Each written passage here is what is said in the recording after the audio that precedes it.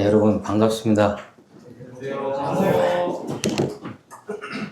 오늘은 이 설교가 아니고 강의라는 것을 여러분들에게 미리 알려드립니다. 그러니까 온전히 말씀만 나오는 게 아니고 세상적인 이야기, 세상 지식도 있으니까 오해 마시고, 자, 오늘은 강의입니다. 네, 강의입니다. 네, 제목을 그냥 여사에 여러분들이 그 팀켈러 목사님의 태어남이라는 거 읽고 계시다고, 그래서 그 태어남도 제목에다 넣었고요. 그리고 요사이 교회 전체적으로 사도행전을 나누고 계시다는 얘기를 들어서 사도행전. 아무튼 오늘 저의 이야기의 결론은 사도행전으로 수렴이 될 것 같습니다. 그리고 그 전에 이제 정체성, 나는 누구인가, 이런 부분에 대해서 같이 나눠보고자 합니다. 제가 초대에 말씀을 하나 가졌는데 같이 한번 읽어보실까요? 시작. 너희는 너희가 하나님의 성전인 것과 하나님의 성령이 너희 안에 계시는 것을 알지 못하느냐. 아멘. 네. 우리는 성전입니다. 왜 성전입니까? 하나님을 우리가 모시고 계시잖아요, 우리 안에. 그죠? 여호와의 영, 예수 그리스도의 영, 성령, 그 삼위의 영이 한 하나님으로, 한 영으로 우리 안에 계셔요. 맞죠? 그래서 우리는 성전이에요, 성전. 그러니까 이게 거룩한 집인 거죠, 성전. 그러니까 성전답게 우리가 살아가는 것이 무엇보다 중요하죠. 자, 그러면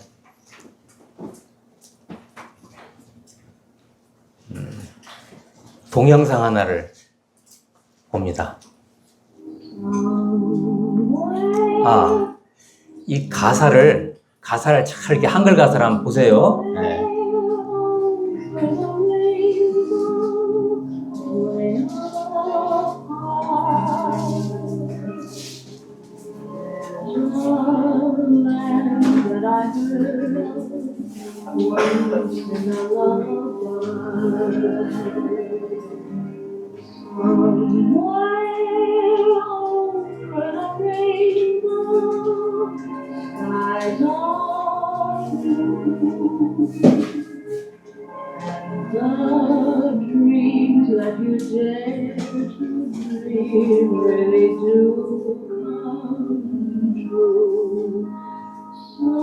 Someday I'll wish upon a star and wake up where the clouds are far behind me, where troubles melt like lemon drops away above the chimney tops. That's where you'll find me. Somewhere over the rainbow, bluebirds fly.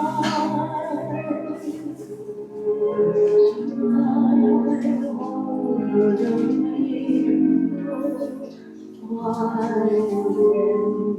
rainbow, why can't I?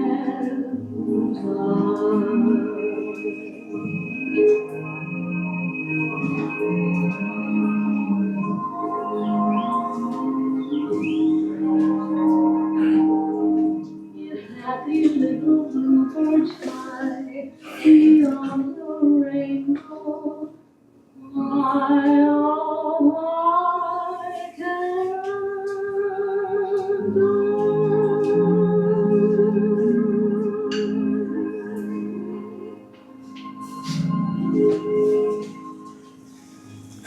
어떻게 한글 가사 잘 보이신가요? 네. 오즈의 마법사, 이거까지 다 설명하자면 내일 새벽까지 아마 이 강의가 진행될 것 같으니까, 이 마법에 걸려가지고 이 도로시가 자기 그 강아지 토토와 함께 딴 세계에 와 있는 거예요. 근데 이렇게 보니까 이게 내 고향이 아닌 것 같은데, 옛날 생각이 나서 뭔가 자기가 원래 왔던 그 본향을 그리면서 저 무지개 너머를 바라보면서 그곳 갈 것을 꿈꾸는 거예요. 그런 내용이에요, 이게. 예. 그래서 이 대목에서 제가 여러분에게 영어로 제가 써서 죄송한데 look beyond라는 표현을 제가 여러분에게 드리고 싶습니다. 예. 저 너머를 바라보다. 예. 우리가 결국 우리의 호적등본이 어디에 있습니까? 송천동에 있어요? 여기 있어요. 그래서 우리는 거기를 이렇게 바라봐야 돼. 우리 갈 곳이니까.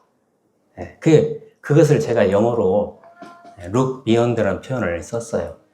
저 너머를 바라보. 마치 over the rainbow 저기 무지개 저 너머를 딱 바라보고 그곳에 갈 것을 기대하듯이요. 네, look beyond라는 이 동사를 잘 기억을 해 두시기 바랍니다. 시험은 안 봅니다.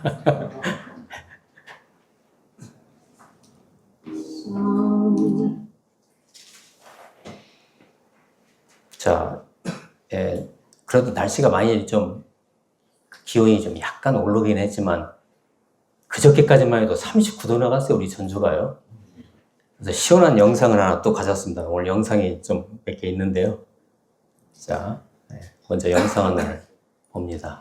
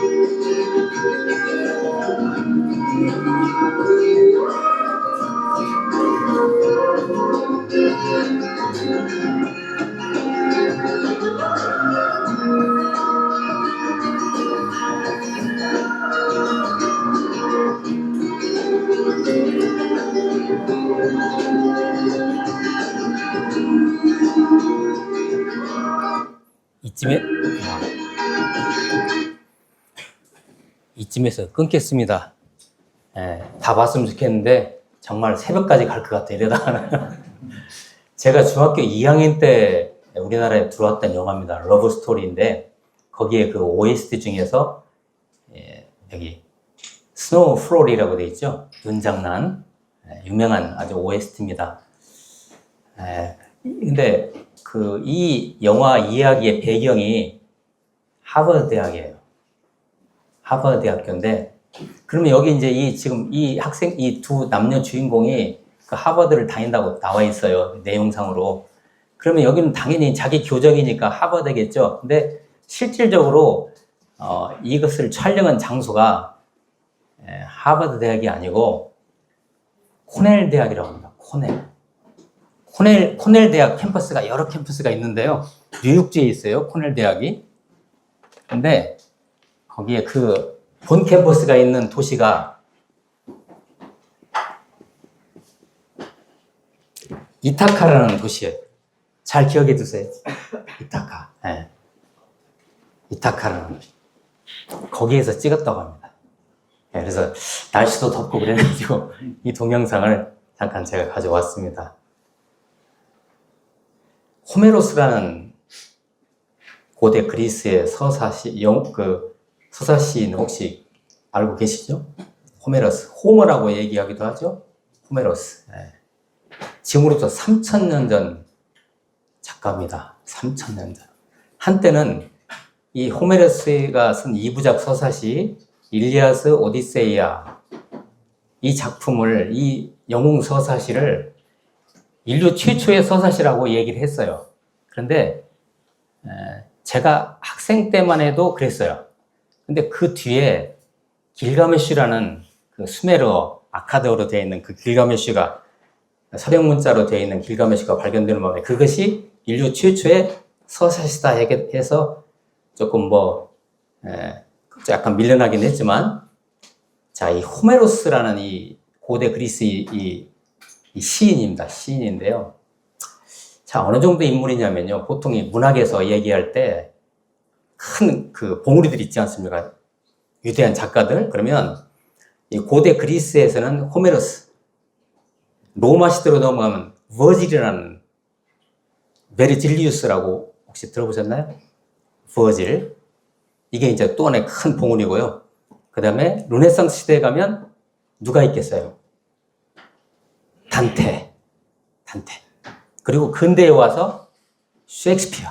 이렇게 큰 봉우리들이에요. 이 인류 문학에. 그 정도로 이 호메로스라는 작가는 대단한 작가입니다. 근데 이 호메로스가 2부작 소설서 일리아스 오디세이를 이렇게 지금으로서 3,000년 전에 기록을 썼는데요. 일리아스라는 이 1부작, 이 소설시는 내용이 뭐냐면은 트로이 전쟁 이야기입니다. 트로이 전쟁. 이것도 설명하자면 장황하니까 그냥 생략합니다. 아무튼 트로이 전쟁 이야기입니다. 그래서 트로이 전쟁에 그 많은 영웅들이 등장하죠. 전쟁 영웅들이. 기억하는 영웅들이 있습니까? 아킬레우스, 아가멤논, 오늘 주로 얘기 많이 나오는 오디세우스, 그 다음에 헥토르, 그 다음에 아에네스, 이런 전쟁 영웅들이 나오죠. 트로이. 근데 트로이 전쟁이 지금 우크라이나 러시아 전쟁처럼 아주 지리하게 전쟁이 안 끝나요. 막 계속 이어지는데 10년이 거의 넘어가는 그런 전쟁을 하고 있는데 너무 지리한 전쟁이잖아요. 그때 장군 중에서 지략에 뛰어난 오디세이라고 하죠, 그냥. 오디세이가 아이디어를 냅니다. 그래서 그 아이디어를 낸 아이디어가 뭐였냐면은 그 유명한 트로이의 목마입니다. 목마를 만들어가지고 거기에 그리스 군사를 집어넣고 그 트로이의 성 안으로 들어가서 결국 그 성을 함락하는. 그래서 전쟁이 끝나죠. 이게 이제 일리아스 내용이에요. 그 다음에 2부작인 이제 두 번째 작품인 오디세이아는 이제 전쟁이 끝났으니까 장군들이 어떻게 해야 돼요, 이제? 집에 돌아가야 하잖아요. 그래서 오디세우스도 집에 돌아가려고 했어요. 했는데, 이거 마음대로 안 되는 거야, 이게. 그래서,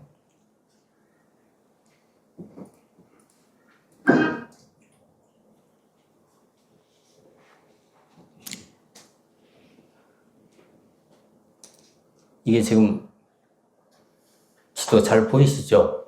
여기가 이제 소아시아의 서안 쪽에 있는 트로이예요. 트로이 전쟁이 했던 장소고요. 그리고 오디세우스가 사는 고향 왕국이 이타카 왕국인데, 자, 이타카, 잘 기억해주세요. 이타카. 예, 이타카 왕국인데, 여기가 여기예요. 그러면 이 트로이에서 이타카까지 100길인데, 이 100길로 많이 걸려도 한 달이면 가지 않을까요? 그죠? 근데 세상에 여기를 떠나가지고 집에 간다고 막 했는데 계속 방황하다가 어디까지 갔어요? 로마도 가고 스페인도 가고 아프리카도 들렸다가 막 방황하다가 결국 이타카로 들어가는데 몇 년이 걸렸냐면 10년이 걸려요. 그래서 이 오디세이라는 말이 고유명사잖아요. 고유명사인데 이것이 일반 명사, 일반 추상명사가 돼가지고 오디세이 하면 어떤 의미가 있냐면 여행 또는 여정, 방황, 유리 방황하는 거 있죠? 방황, 그 다음에 방랑, 우리 식으로 얘기하면 역마살, 이런 거예요. 그러니까 막 돌아다니고 막 돌아다니고. 그래서 사람들이 그러면 도대체 왜 이 오디세우스가 바로 고향에 그냥 한 달 100길이면 이타카 왕국으로 가는데, 자기 왕국으로 가는데 왜 이렇게 10년이 걸렸을까? 거기에 대해서 많은 이야기들이 있지만 가장 그 대표적인 이야기가 아마 그 오디세이가 방황한 것은 자기 정체성을 찾고자 하는 과정이었을 것이다 라고 얘기를 해요. 자기 정체성을. 그런데 한번 여러분 생각해 보세요. 정체성이라는 것은 내가 찾는다 해서 찾아지는 것일까요? 한번 곰곰이 한번 생각해 보세요. 정체성은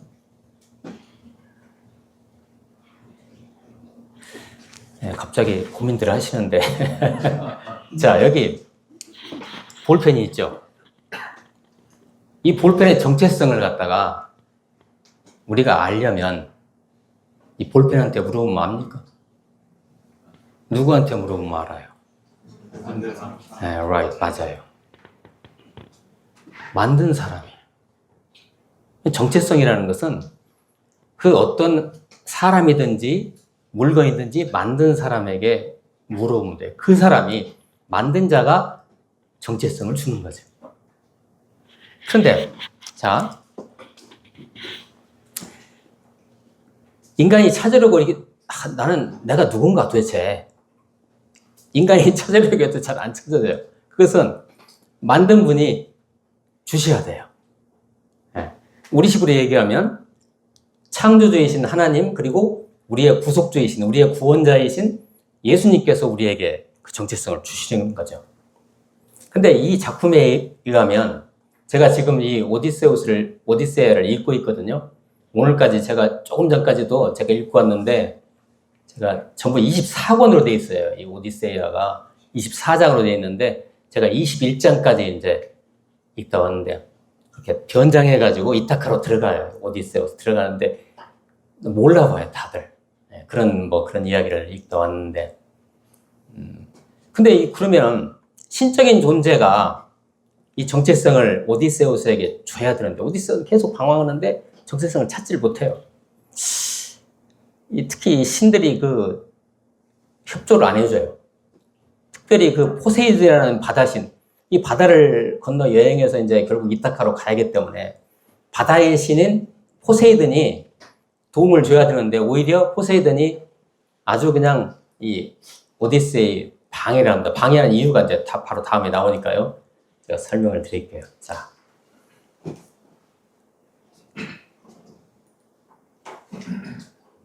어느 섬에 계속 이제 방황을 하다가 근데 이제 제가 한 가지 말씀드릴 게 있는데요. 트로이 전쟁 때 이 지략에 뛰어난 장군인 오디세우스가 이끄는 군사들은 한 명도 안 죽어요. 네. 그 군사들을 데리고 이제 트로이를 떠나면서 10년 동안 방황하면서 아이러니하게도 그 군사들이 거기서 다 죽어요. 그리고 오디세이 혼자 살아남아요. 아이러니하죠. 전쟁에서는 안 죽는데. 네. 자, 근데 이제 어느 섬에 들어갔는데요. 거기에 큰 거인들이 있어요. 거인들이 있는데 그 거인들을 계략을 꾸며가지고 오디세이와 그 다른 부하 병사들이 이 거인들을 갖다 이제 따돌리기 위해서 계략을 꾸미는 과정 속에 있었던 대화인데요. 자, 대화를 제가 읽어드릴게요. 이 퀴클롭스라는 건 거대한 거인들을 말해요. 퀴클롭스. 그대는 내 유명한 이름을 물었던가요? 물어봐요. 너 이름이 뭐냐라고 오디세이에게 물어봐요. 물어보는데 그대는 내 유명한 이름을 물었던가요? 그대에게 내 이름을 말할 테니 그대는 약속대로 내게 접대 선물을 주시오. 내 이름은 아무도 아니요. 그러니까 이 아무도 아니라는 것은 영어로 말하면 제가 밑에다 줄을 달았죠. Nobody, no one, nothing. 당신이 이름이 뭐냐 하니까 나는 아무것도 아니에요. 그러는 거예요. 네. 이것이 뭘 이렇게 우리에게 시사하냐면요. 오디세이가 정체성을 찾았다, 못 찾았다? 못 찾은 거예요. 자기 자신을 갖다 뭐라고 해요? nothing이라고 얘기하는 거예요. 네. 물론 이게 하나 트리기에서 나오는 것이지만 굉장히 이 오디세이아에서의 상징적인 장면이야, 이 부분이. 네. 이건 이제 9장 364행에서 7행까지의 내용인데요. 이 퀴클립스가 여기서 누구냐면요. 폴리페모스라는 포세이돈이라는 바다신의 아들이에요. 자기 눈을 갖다 폴리페모스의 눈을 갖다가 찔러가지고 빼버려요. 그리고 나중에 오디세우스는 거기서 탈출하고 나오는데 이제 나오면서 나는 오디세이다라고 얘기하는데 이제 이 그 폴리페머스, 눈이 빠져있는 눈이 한쪽 눈이 없는 폴리페머스의 아들이 막 고통하는 걸 보고 바다의 신인 포세이돈이 물어봐요. 야, 네 눈 누가 이렇게 했냐? 하니까 뭐라고 대답할게요? 아무도 아닌 사람이 나를 이렇게 했어요. 그래요. 예, 아주 코믹하죠? 예. 아무도 아닌 자가 나를 이렇게 했다고. 그때부터 이 포세이돈이 이 오디세이에게 표적을 가눠가지고 이 오디세이를 계속 방해를 하는 거예요. 그래서 결국은 10년에 걸쳐서 집에 가게 된 거예요. 포세이돈이 방해하는 바람에. 내용을 그렇게 들은 것이죠, 이제. 네. 어떻게, 재미있습니까? 재미가 좀 없는 것 같은데. 이 오디세이의 라틴어 번역, 이 오디세이는 그리스 말이잖아요, 이게요. 라틴어로 번역한 것을 영어로 음역화하면 그것이 율리시스가 됩니다. 율리시스. 들어보셨나요, 율리시스? 네. 그러니까 결국 오디세이가 율리시스가 오디세이란 말이에요, 이게요. 네.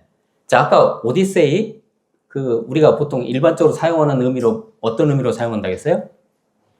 여행, 여정, 방황, 방랑 등등. 방랑하는 거예요. 막 헤매는 거예요. 이 오디세이 그런 의미로 이제 사용하는데 이 율리시스라는 이런 제목으로 1922년에 제임스 조이스라는 그 아일랜드계 영국 작가가 소설을 썼습니다. 율리시스라는 소설을. 예, 아주 어려운 소설입니다. 제가 세상 공부할 때, 세상 공부라는 표현이 맞는데 모르겠는데, 제가 20대 때, 제가 대학원 석사과정 때, 우리나라의 이 제임스 조이스의 권위자한테서 제가 이 소설을 배웠습니다. 예. 근데 그냥은 못 읽어, 이 소설은. 엄청난 주석을 갖고 봐야만이 읽어지는 소설이에요, 이게 율리시스가. 근데 아무튼 이 내용, 율리시스라는 소설의 내용은 간단해요. 물론 레오폴드라는 스티븐 디들러스라는 주인공이 하루 동안에 저 아일랜드의 더블린, 수도가 더블린이죠. 더블린을 갖다가 24시간 동안 방황하는 내용이에요. 책은 굉장히 두껍고 방대한데요.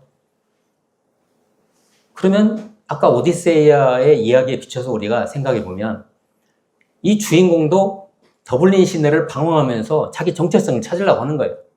근데 못 찾아요.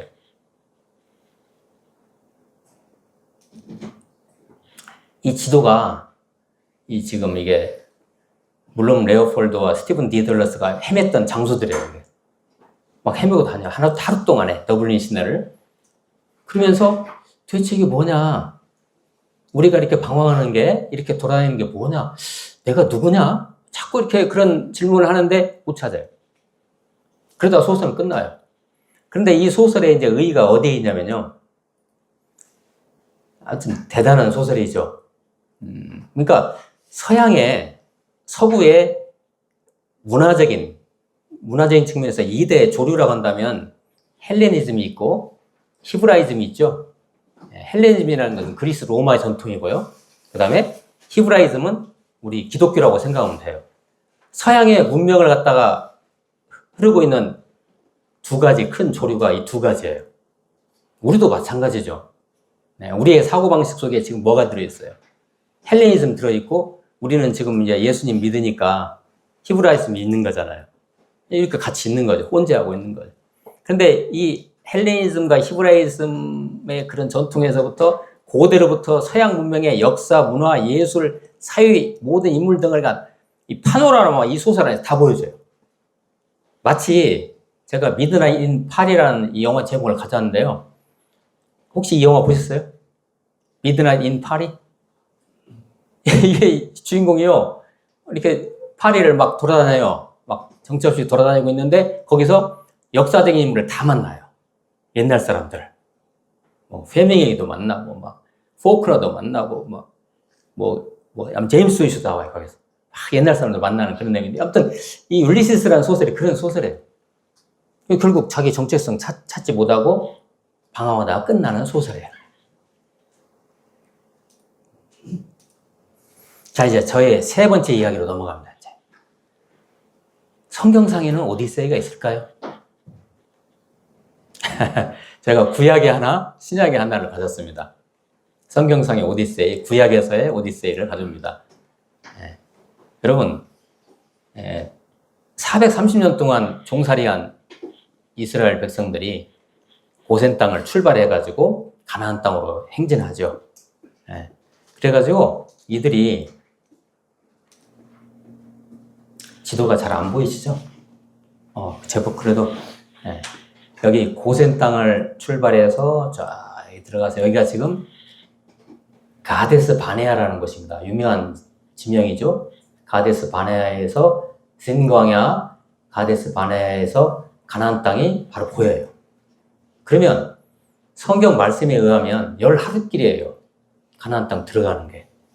10하루길인데 그 가나안 땅 들어가는데 몇 년 걸렸습니까? 40년 걸렸어요. 오디세이죠. 성경상 오디세이. 여기가 지금 이제 쭉 40년 동안 방황하다가 여기 세렛강 건너서 모압 땅으로 들어가는데 38년 걸렸다고 성경에 기록이 되어 있습니다. 38년이 걸렸다고. 약 40년이 걸린 거죠. 이야, 그러니까요.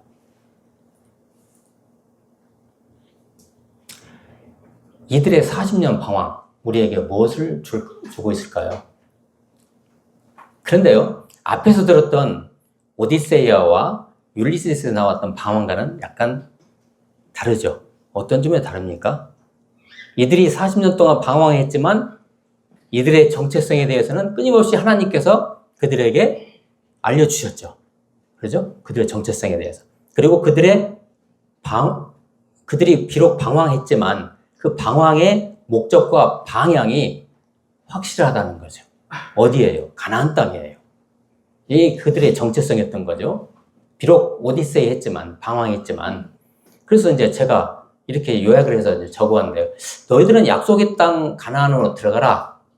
거기에서는 메시아이신 예수 그리스도가 탄생하지.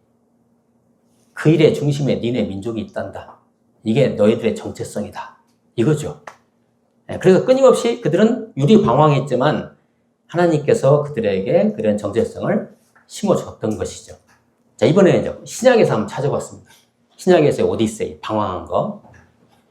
사도 바울의 경우입니다. 약 25년에 걸쳐서 그 당시에 전 세계, AD 1세기에 사도 바울이 그 전도여행한 그것이 전 세계예요. 아직 지리산과 발견이 없었던 때니까요. 25년에 걸쳐 전 세계를 방황한 1, 2, 3차 전도여행, 그리고 로마 여행, 그리고 성경에는 기록이 안 돼 있지만 스페인까지, 서바라 여행까지 계속 방황했던. 그러니까 불신자들이 그 당시에 사도 바울의 그 전도여행을 봤으면 뭐라고 했겠어요? 야, 너는 왜 집에 가만히 있지 못하고 왜 돌아다니기만 하냐? 25년간에 걸쳐서 이렇게 돌아다니기만 해. 가만히 있어 좀. 그럴 거 아니에요. 네. 그러나 바울이 비록 오디세이 방황했지만 그 방황의 목적과 방향이 어땠어요? 아주 확실했죠. 그러죠? 잠시만요.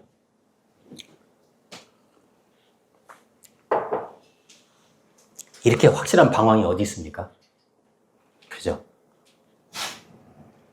이게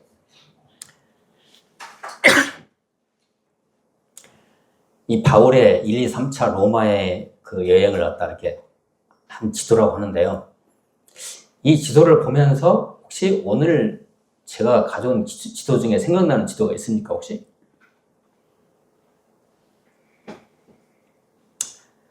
잘 모르신다고요?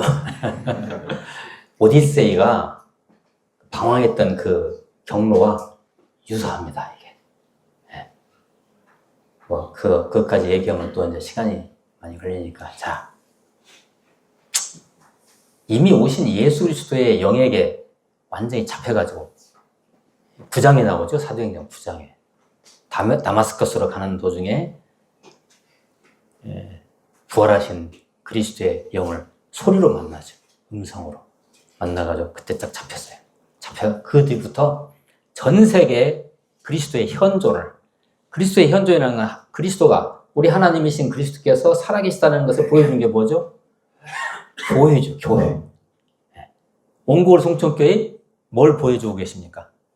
그리스도가 살아계시다. 하나님이 계시다. 그러죠. 그리스도의 현존, 그 교회를 세워가면서 다시 오실 그리스도를 예비한 인물이 바로 사도 바울이죠. 애초부터 확실한 정체성을 깨달은 인물이죠. 확실하죠. 네. 그리스도의 한 신부로서, 그리스도의 신부로서 신랑이신 다시 오실 그리스도를 맞이할 준비를 한 사도 바울이죠. 자, 이제 제 이야기가 이제 본 내용을 향해서 가고 있습니다, 이제. 그야말로 사도행전에 나와 있는 사도 바울의 그 전도 여행은 그야말로 저는 이렇게 표현합니다. 역대급 오디세이입니다. 이건 진짜. 역대급 오디세이. 오디세이는 10년 동안 방황하면서 얻은 거 아무것도 없어요. 집에 돌아갔어요, 그냥. 그냥 다 자기 부하들 다 잃고 집에 돌아갔는데 사도 바울은요. 사도 바울의 그 역대급 오디세이 덕분에 제가 있는 거예요, 오늘. 맞죠? 여러분이 있는 거. 복음이 어떻게 우리한테 들어왔어요? 자, 그 경로를 한번 생각해 보세요. 네, 대단한 거죠. 자, 그래서 이제 지금부터는 우리 말씀을 좀 이렇게 조금 펴면서 같이 사도행전을 좀 얘기했으면 좋겠습니다.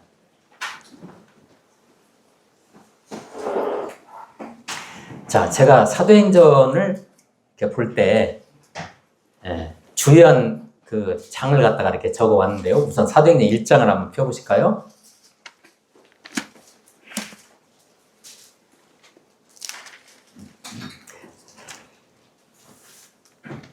사도행전에 별명이 좀 있다고 그래요. 혹시 아세요? 네. 성령께서 계속 인도하시기 때문에 성령. 실은 X라고 되어 있는데 이게 행동하는 것이 사도가 행동하는 것이 아니고요. 성령께서 하시는 거예요. 성령께서. 성령 행전. 그래서 전도하는 거잖아요. 많은 생명을 살리는. 그래서 전도 행전. 또는 말씀이 성취되기 때문에 말씀 행전. 그리고 교회가 세워지기 때문에 교회 행전. 이런 별명들이 있죠. 사도행전이. 사도행전 1장을 보시면 1장 8절. 유명한 구절이죠. 우리가 다 암송하는 구절이죠. 오직 성령이 너에게 임하시면 너희가 권능을 받고 예루살렘과 온 유대와 사마리아와 땅끝까지 이르러 내 증인이 되리라 하시니라. 아멘. 네. 땅끝이라고 나오죠, 여기에요. 사도행전 1장 8절. 사도행전 전체를 갖다가 아우르는 말씀이죠, 이게. 자, 그래서 이게, 자, 처음에, 예루살렘이죠. 예루살렘. 그 다음에 온 유대. 그 다음에 사마리아. 그 다음에 어디요? 땅끝이요. 이렇게 범위가 넓어가죠. 넓어가는데, 뭐 헬라어로 보면 카이로 돼서 카이. 우리식으로 하면, 영어로 얘기하면 엔드예요, 엔드. 카이 이렇게 연결되어 있는데요. 사도행전을 누가 기록했습니까? 사도 바울이요? 아니요. 누가가 기록했어요, 누가. 누가가 보는 땅끝이 어디였을까요? 제가 미리 말씀드리면, 누가가 보는, 사도행전을 기록한 누가가 본 땅끝은 로마였어요. 그런데 정작 사도 바울이 보는 땅끝은 서바나였어요. 그게 달라요, 그게. 아무튼, 자, 그런데 이것이, 자, 사도행전이 진행이 되면서 사도행전 1장 8절 말씀이 성취가 돼요. 자, 처음에 복음이 어디로 들어가요? 예루살렘. 그죠? 예루살렘 난리 났죠. 그 다음에 온 유대 쪽으로 들어가고, 사마리아. 사마리아 특히 복음이 들어갈 때 빌립 집사님이 아주 대단한 역할을 하셨죠. 사마리아. 그리고 땅끝, 로마까지 가는 그런 여정을 이 사도행전 전체가 보여주는데 이 사도행전 1장 8절 말씀이 그것을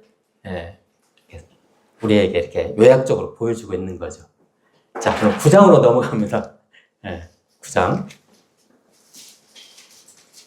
9장은 조금 전에 제가 언뜻 언급을 드렸지만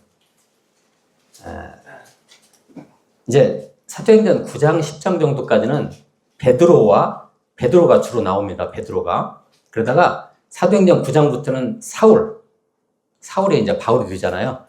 이 사울이 다메섹 가는 그 도중에 부활하신 그리스도를 만나는 그런 내용들, 그리고 10장 이후부터는 이제 드디어 모든 내용이 다 사도 바울 중심으로 전환됩니다. 전체 구성이 그렇게 되어 있어요. 사도행전이요. 그래서 이 9장이 아주 중요하죠.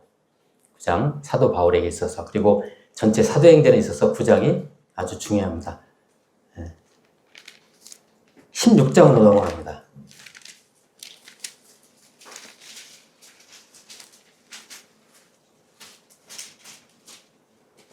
사도행전 16장도 아주 중요한 장이죠. 중요치 않는 장이 어디 있겠어요. 바울이 이제 아시아 쪽에서, 소아시아입니다. 아시아가. 소아시아에서 이 복음을 내가 이 동쪽으로 가서 아시아 쪽으로 계속 전할 것인가, 아니면 에게해를 건너서 유럽으로 갈 것인가 고민을 하고 있었는데, 환상 중에 그때 이제 바울이 어디에 있었냐면 드로아에 있었습니다. 드로아가 어디냐면 앞에서 우리 오디세이에서 나왔던 트로이입니다. 이거 바로 드로아 이런 얘기인가요? 트로이. 이게 제가 뭐 아재 개그로 그냥 애교로 받아주시면 드로아에서 환상을 봐요. 마게도냐 사람, 마게도냐는 이제 유럽이니까요. 그 빌립보가 있는 지금이니까 그 마게도냐 사람이 자기들에게 와달라고 하는 거예요. 그래서 결국은 바울이 에게해를 건너서 마게도냐로 가죠. 그 유럽에 건너간 첫 성이 바로 그 유명한 빌립보입니다. 빌립보. 10절을 제가 읽어드릴게요. 16장 10절. 바울이 그 환상을 보았을 때 우리가 곧 마게도냐로 떠나기를 힘쓰니 이는 하나님이 저 사람들에게 복음을 전하라고 우리를 부르신 줄로 인정함이라라. 두 가지만, 16장에서 두 가지만 제가 말씀드리고 싶은데요. 한 가지는 그 10절 금방 제가 읽어드린 말씀 중에 바울이 그 환상을 보았을 때 우리가 이렇게 돼 있죠. 우리가. 그럼 우리가 누굴까요? 자, 이 사도행전을 누가 기록하고 있어요, 지금? 누가가 기록했죠. 이 안에 누가가 들어있어요. 누가를 포함한 바울 일행이라고 보면 되겠죠. 그리고 드디어 이제 누가가, 이 사도행전을 기록한 누가가 나타나는 첫 구절입니다, 이게. 누가. 그러니까 누가의 관점에서 누가가 기록하고 있잖아요. 그래서 우리가 해서 누가가, 그래서 우리는 이렇게 추측할 수 있죠. 이 사도행전 16장이면 제2차 전도여행 때예요, 이때가.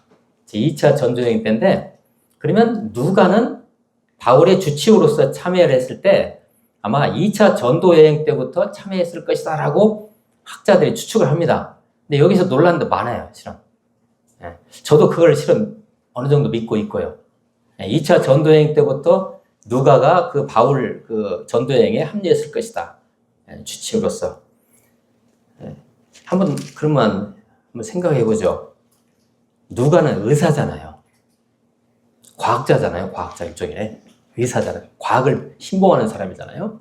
그런데 바울을 따라다니면서, 바울의 주치의로서 바울을 따라다니면서 바울이 체험하는 하나님의 기적 같은 걸 목도를 했을 것이라고요. 그러면서 이게 뭐지?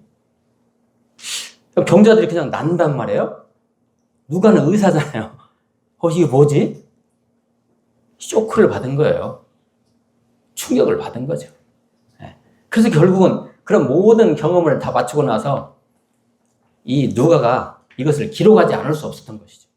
그 기록한 내용이 바로 누가복음 사도행전이에요.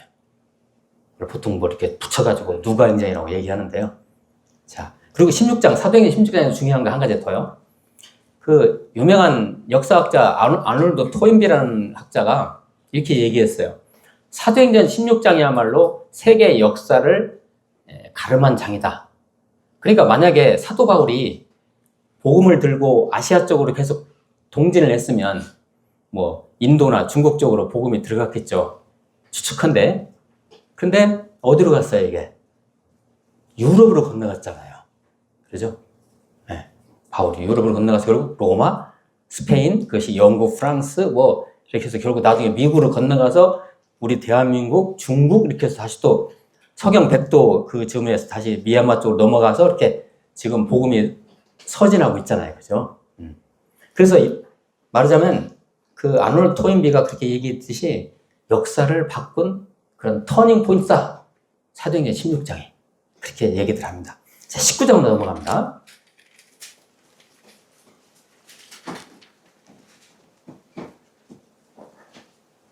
삼 차 전도여행 부분입니다. 19장은 3차 전도여행 부분인데 특히 바울이 에베소에서 사역한 부분이에요. 에베소라는 곳은 소아시아의 그 항구 도시고 아주 그냥 부유한 도시고요.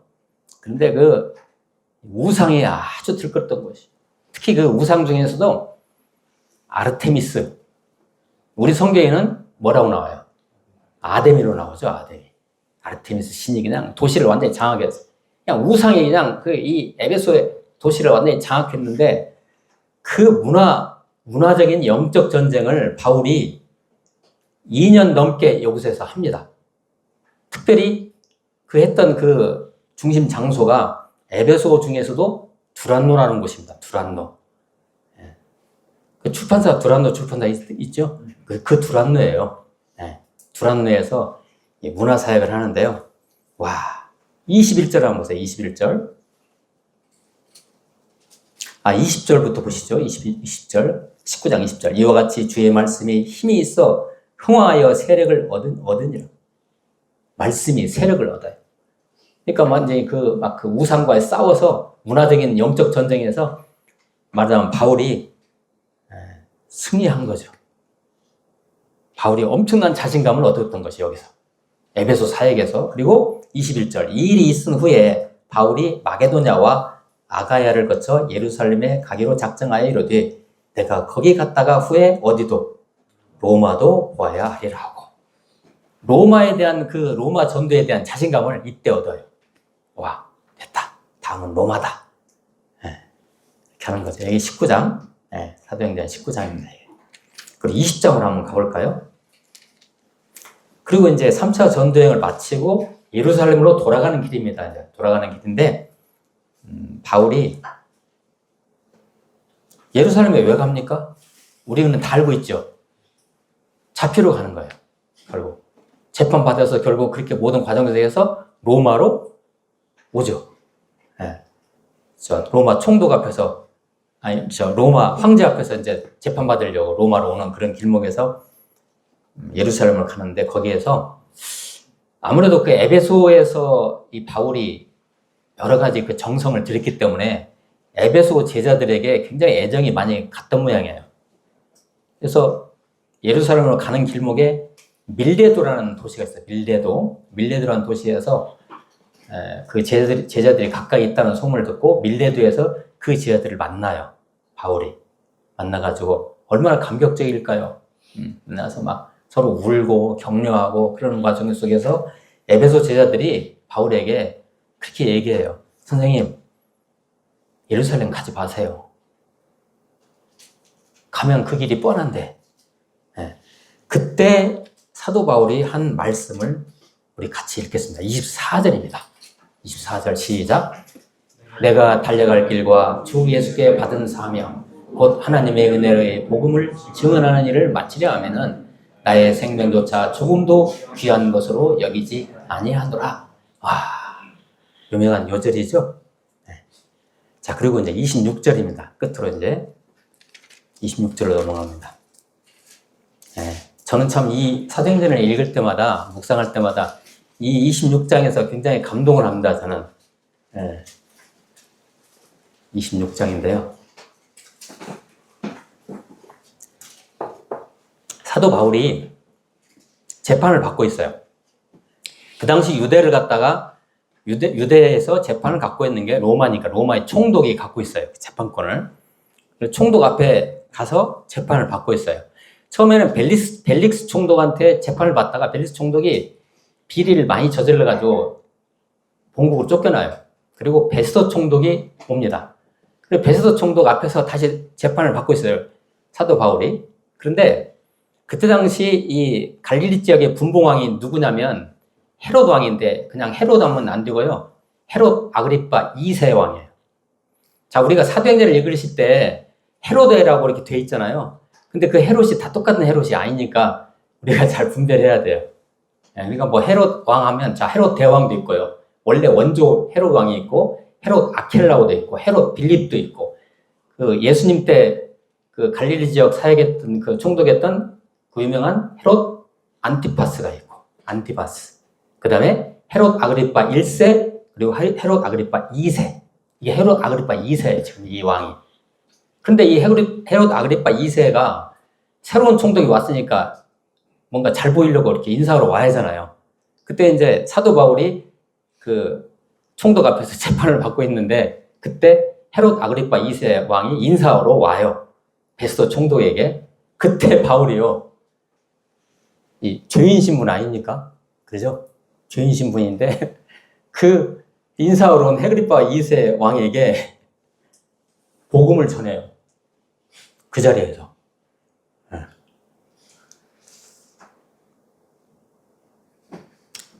27절요.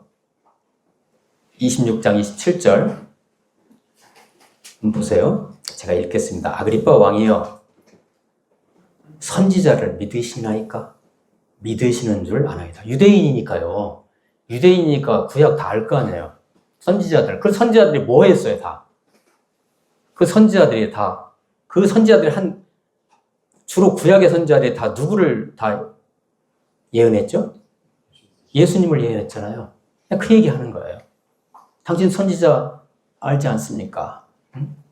그러니까 아그리파 왕이 그걸 알아듣고 28절 아그리파가 바울에게 이르되 네가 적은 말로 나를 권하여 그리스도인이 되게 하려 하는도다. 이게 무슨 얘기만 네 주제를 알아라. 너 죄인 신분에 나한테 여기서 무슨 그리스도를 전하냐? 그렇게 얘기하니까요. 바울이 29절입니다. 바울이 이르되 말이 적으나 많으나 당신뿐만 아니라 오늘 내 말을 듣는 모든 사람도 다 이렇게 결박된 것 외에는 나와 같이 되기를 하나님께 원하나이다 하니라. 아멘이시죠? 이게 무슨 얘기냐면요. 우리가 보통 세상에 나가서 전도할 때 세상 사람들이 우리를 향해서 이렇게 얘기할 수 있잖아요. 야, 너나 잘해. 네? 니네 그리스도인들 뭐 그렇게 살면서 뭐 우리한테 전도하려고 그래. 너나 잘해. 그러면 우리는 굉장히 부끄러워하고, 기가 죽어가지고, 그렇구나. 전도하지 말아야지. 뭐 이렇게 생각할 수도 있잖아요. 그런데 그때 어떻게 하느냐? 그래. 내가 비록 이렇게 지금 아직은 완전한 그리스도로 살지 못해. 부족한 점이 있어. 그렇지만 내가 믿는 그리스도는 진짜야. 이거죠. 나는 비록 완전하지 않지만 내가 믿는 예수 그리스도는 진짜 하나님이야. 그만큼은 여러분 꼭 들어주세요 라고 전도하는, 오늘 이제 사도 바울이 그렇게 하는 겁니다. 아주 감동적인 장면이라고 저는 봐요, 이게. 자, 그리고 이제 제가 이제 29장이라고 퀘스천 마크를 했는데요. 사도행전은 몇 장까지 되어 있습니까? 28장까지 있죠. 자, 29장은 우리들의 몫이에요. 여러분들이 쓰셔야 돼요, 29장. 지금 쓰고 계시잖아요. 지금 사도행전 공부하시면서 지금 29장을 쓰고 계시는 거죠. 자, 여러분들은 지금 전주시 송천동에 지금 거하고 계시죠? 그럼 송천동에다가 컴파스를 딱 놓고요. 이렇게 컴파스를 넣고 이렇게 원을 한번 돌려보세요. 아마 사도 바울이 그랬을 거예요. 예루살렘에서 처음에 컴파스를 넣고 싹 돌려봤어요. 처음에 안디옥이 걸려요. 이쪽에. 수리아 안디옥이 걸리고, 그 다음에 소아시아가 걸리고, 그 다음에 로마가 걸리고, 그 다음에 스페인이 걸리고. 여러분 지금 컴파스를 한번 돌려보세요. 여러분 어디가 걸립니까? 송천동. 그 다음에 어디예요? 여러분의 온 유대는 어디예요? 여러분의 사마리아는 어디예요? 컴파스를 이렇게 한번 그려보세요. 여러분의 그 영적인 반경을, 사도행전적인 시야를 가지고 한번 이렇게 넓혀보세요. 예, 사도행전을 공부하시면서. 예. 자, 오늘의 제 강의의 제목을 다시 한번 상기해 드립니다. 정체성, 태어남, 그리고 사도행전입니다. 이 태어남, 이제 잘 읽고 계십니까? 팀 켈러. 예, 저는 태어남은 안 읽었어요. 그 책은 제가.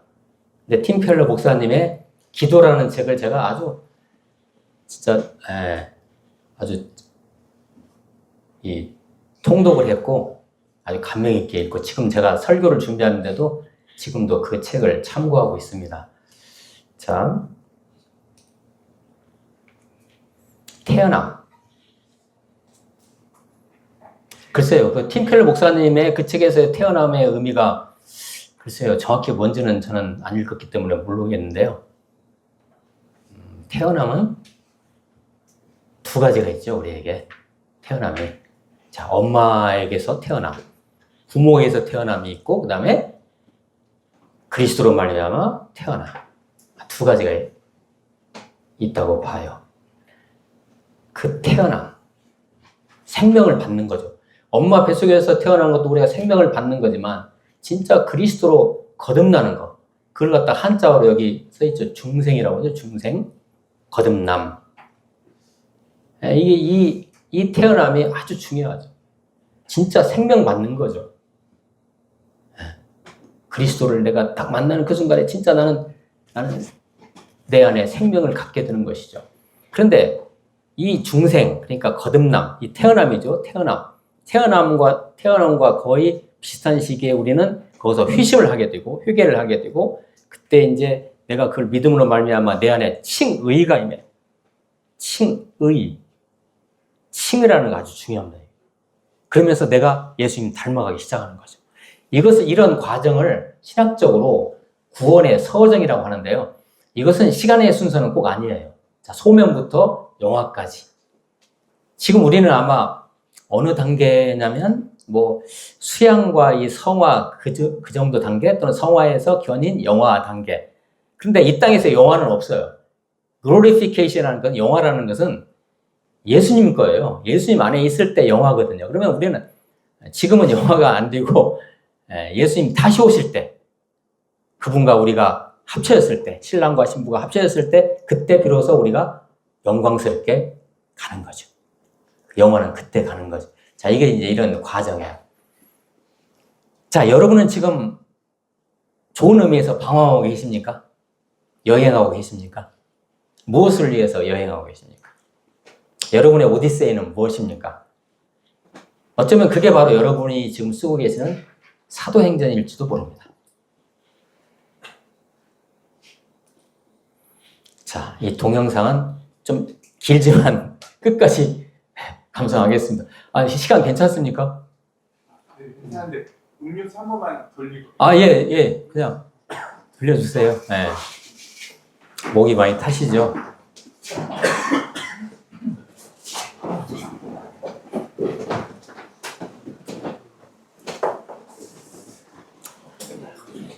거의 강의가 거의 후반으로 가고 있습니다, 이제.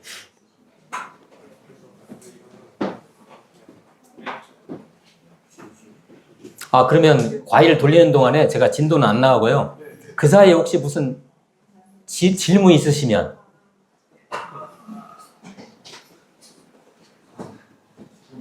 오디세이 영화가 나와서 예. 이따 제가 그것도 광고할 겁니다. 제가 PPT 만들 때 제가 이렇게 이 영화 보시라고. 네, 저도 아직 안 봤거든요. 네, 이 크리스토퍼 놀란 감독이 만든 영화인데요. 크리스토퍼 놀란 감독은 혹시 여러분 인터스텔라라는 영화 보셨나요? 네, 그 감독이에요. 인터스텔라. 근데 이 연출 기법이 아주 독특합니다. 이 감독은. 그냥 영화를 그냥 만드는 게 아니고요. 뭔가 달라요. 초근에 그 오펜하이머라는 영화가 있었죠. 핵 물리학자를 소재로 한 영화, 오펜하이머. 아무튼 오디세이라는 영화. 지금 상영 중에 있습니다. 음료수 찾아서 하세요. 음료수. 자기 메뉴 찾아서 앉으세요. 역시 그 옹골 송정교회는 역시 먹을 것이 참 풍부하군요. 아, 야. 예, 우리 예수님처럼 진짜, 예.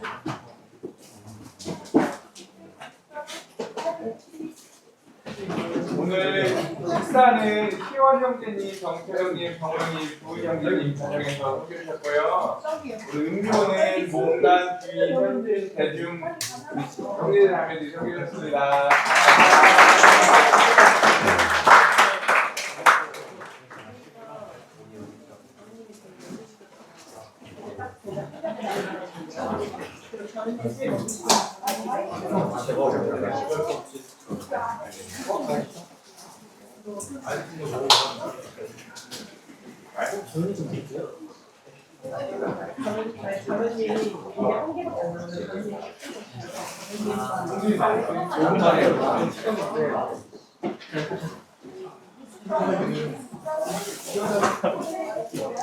우리 형제님은 안 드세요? 음료수? 저거 비싸시네. 저도 음료수 잘 안 마시고 물만 마시거든요.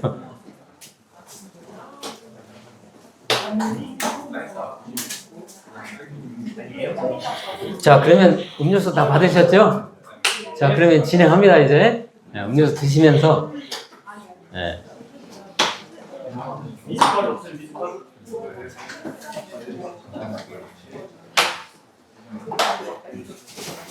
자, 지금 이제 우리가 보게 될 동영상 하나는요, 리처드 바크가 쓴 갈매기의 꿈이라는 그 소설을 갖다가 그 영화로 만든 OST입니다. OST인데, 거기에 그 갈매기가 나와요. 주인공인 갈매기가 나오는 갈매기 이름이 조나선 리빙스턴이라는 갈매기인데요.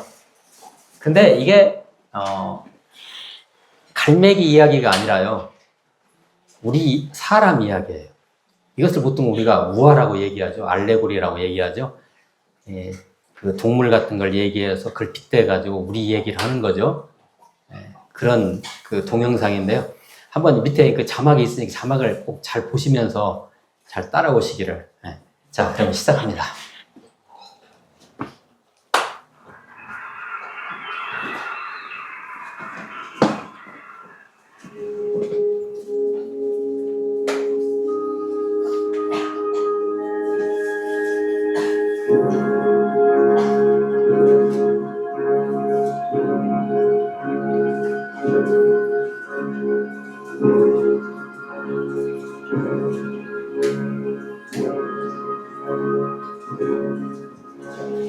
Lost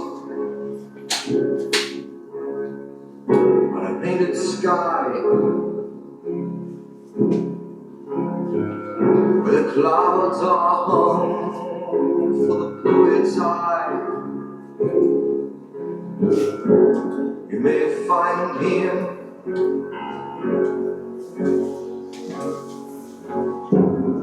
if you may find him there on a distant shore, by the wings of dreams, through an open door, you may know him.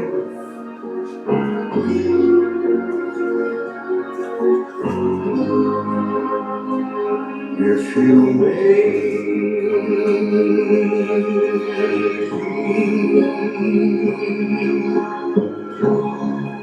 There's a page that aches for a word which speaks a feeling that is timeless, and the one God will be for your day.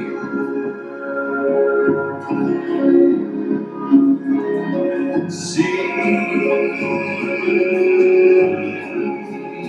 a song in search of voice that is silent, and the song God will make for your way.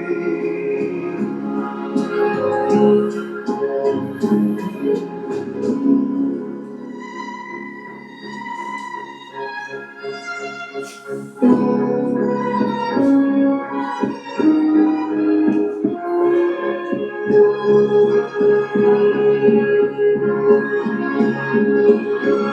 we dance to a whispered voice, overheard by the soul and undertook by the heart. You may know it if you may know it. While the sand would become the stone, which begat the spark, turn into living bone. Holy, holy,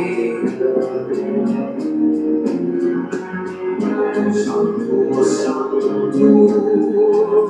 happy. There's a page that aches for a word which speaks on a theme that's timeless. And the one God will pay for your day. See, there's a song in search of a voice that is silent. And the one God will make for your way.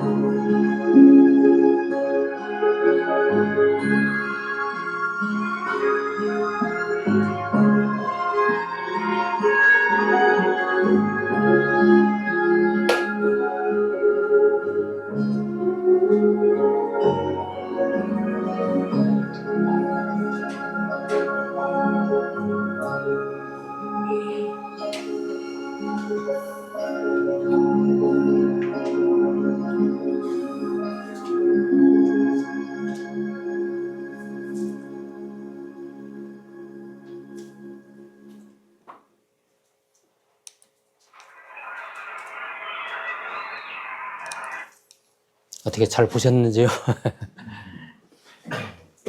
이 동영상을 여러분들이 잘 이렇게 납득하셨으면 오늘 제 강의가 이 동영상 안에 다 들어있어요. 그러니까 정체성 찾는 거, 그 다음에 태어남. 처음에 이 노래 시작할 때 B라고 시작하죠. 태어남. 그리고 이제 그 그림을 자세히 보셨으면 아시겠지만은 갈매기가 혼자 자기의 정체성을 찾아요. 신적인 존재를 깨달은 거죠, 이제. 깨닫고, 거기에서 머물지 않고 자기 동료들에게 그걸 전하죠. 그런 내용입니다, 이게. 자, 뭐 엔딩 크레딧이라고 했는데 이제 거의 끝부분입니다. 이제 be라는 건 태어남. 영어의 비동사라는 것이 태어나는 동사예요. 태어나다. 인간이 존재하죠. 태어나는 거죠. 태어나서 이 땅에 존재하는 걸 be라고 얘기해요. 영어 동사로 be. 그리고 제가 이제 동사 5개를 가졌는데요. 자, 믿다, believe, 주목하다, beware, 속하다, belong, 되다, become, 행하다, behave. 전부 다 공통점이 be가 있죠. 이게 전부 이 5개의 동사가 우리 믿는 자들에게 해당되는 동사예요. 자, 우리가 믿는 하나님을 믿죠, believe. 우리가 그분께 주목하죠. 우리는 예수님께 속해 있죠. 그 다음에 우리는 예수님 닮아가게 되어 가고 있죠. become. 그리고 우리는 예수님처럼 삶을 살아가죠. behave. 비동사 다 들어있죠. 태어나면 이렇게 되는 거예요. 거듭나면 이렇게 살아가요. 그리고 거기에 이제 조금 제가 확장해서 영어 동사를 받았는데요. enter. 이런 앞에서 제가 들었던 5개 동사와 연관되는 것으로서의 enter. 하나님 나라에 들어가다. see. 하나님 그리스도를 바라보다. 만나다. 뭐 이렇게. 그 다음에 hear는 뭐예요? 그분의 음성을 듣다. 그 다음에 feel. 그분을 느끼다. 여러분 지금 이 순간에 강의하는 이 순간에도 우리 하나님의 임재, 그리스도의 임재, 성령의 임재를 느끼십니까? 이게 feel이에요, feel. 그 다음에 recognize는 뭐 인지하다, 인식하다. 근데 항상 우리가 여러분 삶을 살아가실 때 그리스도가 우리 예수님이, 우리 하나님이, 성령 하나님이 우리와 동행하다는 걸 항상 이렇게 인식하십니까? 그 다음에 know. 여러분 하나님 아세요? 대답을 잘 안 하시네요. 유대봉에서는. 근데 이제 여러분 이재명 대통령 아세요? 근데 이 알다는 내가 대통령을 알아요. 우리 알죠. 우리 대한민국 국민이니까. 근데 그 대통령이 저를 또 알아야 그게 아는 관계예요. 저만 안다고 해서 아는 관계가 아니고요. 그분도 저를 알아야 그게 아는 관계예요. 그리고 이제 성경에서 나오는 뭐 히브리어나 헬라에서 나오는 알다는 단순하지가 않아요. 이것이. 야다 뭐 이런 그 히브리어는 그런데 이게 그냥 뭐까지 아는 거냐면요. 그냥 배꼽 밑에 있는 사마귀까지 다 아는 거예요. 이게 아는 거예요. 인격적으로. 그 다음에 이제 experience. 하나님을 경험하는 것. 그분과 같이 삶을 살아내는 거죠. 이제 이것도. 그 다음에 live. 이것도 같은 개념이죠. 그 삶을 살아내고 love. 궁극적으로는 하나님 사랑, 이웃 사랑. 이런 동사들로 확장시킬 수 있는 거죠. 앞에 있는 5개 그 be가 들어있는 동사를 확장하면 이렇게 할 수 있다. 그리고 광고. 이 영화 한번 보세요. 2시간 3시간이에요? 큰일 났네요. 저는 화장실 가야 되는데 그 중간에 못 보겠는데 이거 3시간 걸려요? 와, 그렇구나. 예.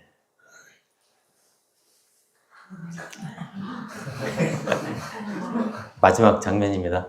같이 말씀을 읽을까요? 시작. 그런즉 누구든지 그리스도 안에 있으면 새로운 피조물이라 전 것은 지나갔으니 보라 새 것이 되었도다. 아멘.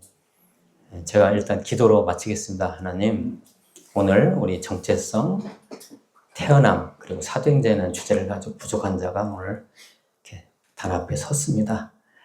부족한 것은 다 지워주시고 주님께서 오늘 우리 옹골 송천교회와 우리 청년들에게 주시고자 하는 메시지를 강력하게 심어주셔서 그걸 가지고 예수님 바라보시면서 사도행전 29장을 쓰시면서 태어남을 느끼시면서 다시 태어남을 인지하시면서 살아갈 수 있도록 도와주시옵소서. 우리 온골 송천교회, 우리 대한민국에서 영적으로 최고하는 교회로 만들어주시고 정말 이 시대에 교회로서의 사명과 소명을 잘 감당할 수 있도록 주님께서 세밀하게 복을 주시고 인도하여 주옵소서. 축복하고 예수 그리스도의 이름으로 기도합니다. 아멘. 네, 됐습니다. 감사합니다.